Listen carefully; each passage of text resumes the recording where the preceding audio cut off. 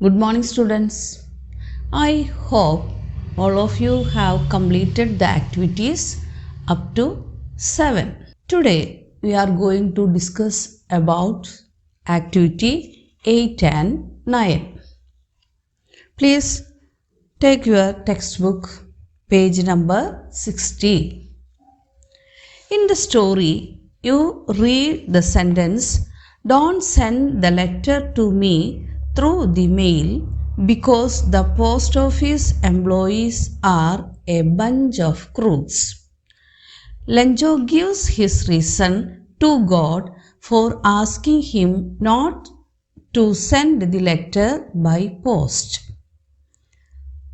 ലഞ്ചോയുടെ സ്റ്റോറിയിൽ ലഞ്ചോ പറയുന്നുണ്ട്, "Don't send the letter to me through the mail because" എന്തുകൊണ്ടെന്നാൽ "the post office employees are a bunch of crooks." ഇനി പൈസ അയക്കുമ്പോൾ post office മുഖാന്തരം അയക്കരുത്, കാരണം പോസ്റ്റ് ഓഫീസ് ജീവനക്കാർ ഒരു കൂട്ടം കൗശലക്കാരാണ്. Lencho gives his reason to God for asking him not to send the letter by post. എന്തുകൊണ്ടാണ് അയക്കണ്ട എന്ന് പറഞ്ഞത്, ആ കാരണം ബിക്കോസ് അതാണ് ലഞ്ചോ കാണിക്കുന്നത്. Here is a little boy, Nigel, who always gives some reasons for his actions. When late to school, he would say, "I am late because I missed the bus." You can see what happened to Nigel in one column and why it happened in the other. Write in the space provided the reason he gave using because. ഇവിടെ നിഖിൽ എന്ന് പറഞ്ഞ ഒരു കുട്ടിയുടെ എക്സാമ്പിളാണ് നമുക്ക് തന്നിട്ടുള്ളത്. നിഖിൽ ഒരു കാര്യം പറയും, അതിനുള്ള കാരണം എന്താണെന്ന് അടുത്ത കോളത്തിൽ പറയുന്നുണ്ട്. My books got wet. First reason, my books got wet. എൻ്റെ ബുക്സ് ഒക്കെ നനഞ്ഞു. എന്തുകൊണ്ടാണ്? ഏതാണ് നമ്മൾ ഉപയോഗിക്കേണ്ടത്? ബിക്കോസ്. എന്തെന്നാൽ അല്ലെങ്കിൽ എന്തുകൊണ്ടെന്നാൽ ബിക്കോസ് ഇറ്റ് റെയിൻഡ്. അപ്രതീക്ഷിതമായിട്ട് ഒരു മഴ പെയ്തു, അതുകൊണ്ട് എൻ്റെ ബുക്സൊക്കെ നനഞ്ഞു. My books got wet because it rained. Then next picture, I screamed. കുട്ടി കരയാണ്, ഉറക്ക ഉച്ചത്തിൽ നിലവിളിക്കുകയാണ്. എന്തുകൊണ്ടാ? Because the nurse gave an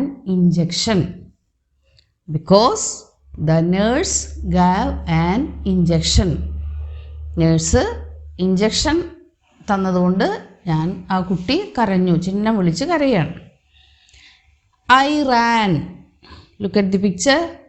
A boy is running. I ran because a dog chased me. ഒരു നായ ഈ കുട്ടിയെ കടിക്കാൻ ഓടിയത് കൊണ്ട് പിന്നാലെ ചെല്ലുകയാണ്, അതുകൊണ്ട് ആ കുട്ടി ഓടിപ്പോയി. Then activity 9. Look at the pictures given below. What do you see in the picture? A woman is waiting for the bus.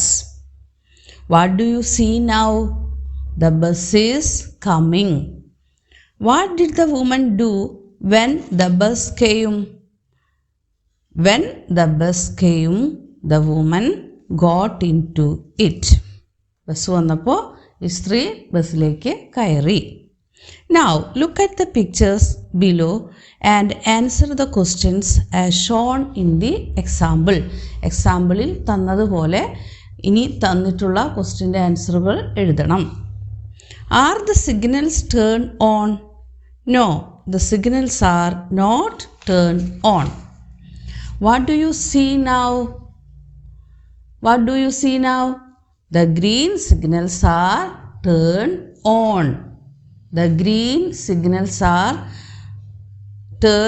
on.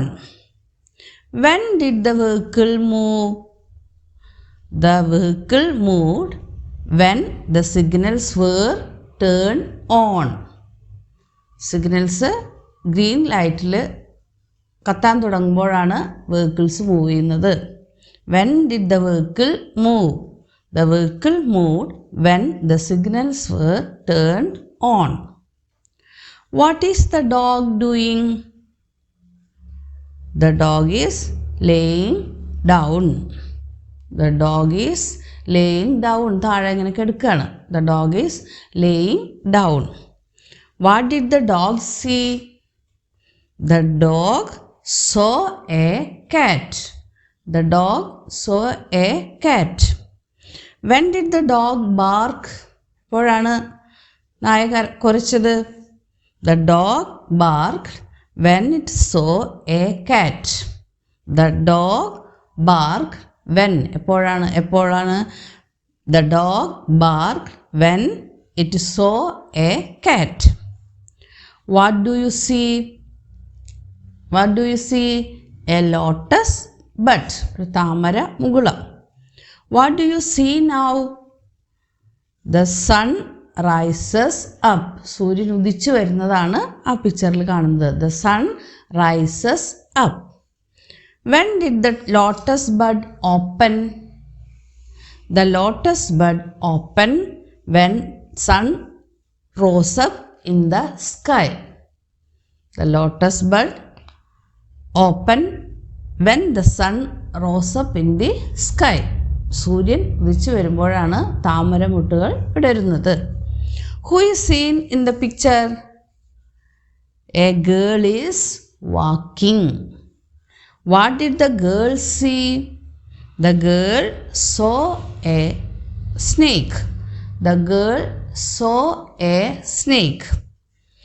When did the girl scream? എപ്പോഴാണ് കുട്ടി കരഞ്ഞത്? The girl screamed when she saw the snake. പാമ്പിനെ കണ്ടപ്പോഴാണ് കുട്ടി നിലവിളിക്കാൻ തുടങ്ങിയത്. Then activity 10, editing. Editing is an important topic in the examination point of view. So please listen. Here is a description of Lanjo's village. There are certain errors in it. They are underlined. Edit them. ഇവിടെ ഈ പാരഗ്രാഫിൽ ലഞ്ചോയുടെ വില്ലേജിനെ കുറിച്ചുള്ള ഒരു ചെറിയ വിവരണമാണ് നമുക്ക് തന്നത്. There are certain errors in it. ഇത് എഴുതിയതിൽ കുറേ തെറ്റുകളൊക്കെ ഉണ്ട്, കുറച്ച് തെറ്റുകളുണ്ട്. They are underlined. തെറ്റി കൊടുത്തിട്ടുള്ള വേർഡ്സിൻ്റെ താഴെ അണ്ടർലൈൻ ചെയ്തിട്ടുണ്ട്. Edit them. ഇത് കറക്റ്റായി എഴുതാം. The morning sun rose up in the sky. The snow covering the field slowly began to melt. Begin. The word begin is underlined. അപ്പോൾ begin ആണ് അവിടെ തെറ്റിയിട്ടുള്ള വാക്ക്. Begin കറക്റ്റ് ചെയ്യണം. The morning sun rose up in the sky. സൂര്യൻ ഉദിച്ച് ഉയർന്നു. The snow covering the field slowly begin to melt.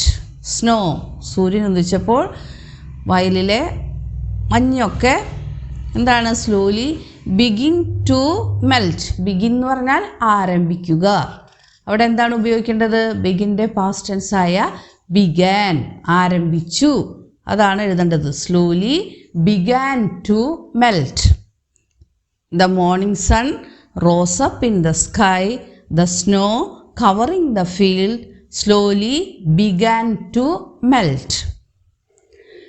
Then leaves of grass peeped in clear water. Peeped in. Leaves of grass peeped in clear water. In is underlined. Peep ചെയ്യുക എന്ന് പറഞ്ഞാൽ എന്താ? ഊർന്നിറങ്ങുക. വേരുകൾ, ചെടികളുടെ വേരൊക്കെ വെള്ളത്തിലേക്ക് ഇറങ്ങുക. അപ്പോൾ leaves of grass peeped in to ആണ് അവിടെ എഴുതേണ്ടത്. Peeped in to clear water. The branches on the trees was free of snow. സൂര്യൻ ഉദിച്ചു, അപ്പോൾ branches on the trees was free of snow. മരക്കൊമ്പുകളിലെ മഞ്ഞൊക്കെ പോയി. ചൂട് തട്ടിയപ്പോൾ എല്ലാം ഉരുകിപ്പോയി. അതിനെവിടെ ദ ബ്രാഞ്ചസ് എന്ന് പറഞ്ഞാൽ ശിഖിരങ്ങൾ, പ്ലൂറലാണ്. So we use were in the place of was നമ്മളെപ്പോഴും ഉപയോഗിക്കുക സിംഗുലർ ആയിട്ട് വരുന്ന സെൻറ്റൻസിലാണ് വാസ് ഉപയോഗിക്കേണ്ടത്. ഇവിടെ ബ്രാഞ്ചസ് പ്ലൂറലാണ്, അതുകൊണ്ട് നമ്മൾ വേർ എന്ന് ഉപയോഗിക്കണം. The branches on the trees were free of snow. The birds flew in and on the branches. Sat. The birds flew in and sat on the branches. പക്ഷികൾ പറന്നു ചെന്ന് ബ്രാഞ്ചസിൽ ഇരുന്നു. And sat on the branches. They dried their wing in the warm sun. എന്താ എഴുതേണ്ടത്? ദേ dried their wings രണ്ട് ചിറകുകളുണ്ട് പക്ഷികൾക്ക്, അപ്പോൾ അവിടെ പ്ലൂറൽ ഉപയോഗിക്കണം. They dried their wings in the warm sun. ആ സൂര്യൻ്റെ ചൂടിൽ അവർ ചൂടായി വാമപ്പ് ചെയ്തു. So write these activities in your notebook and send to me.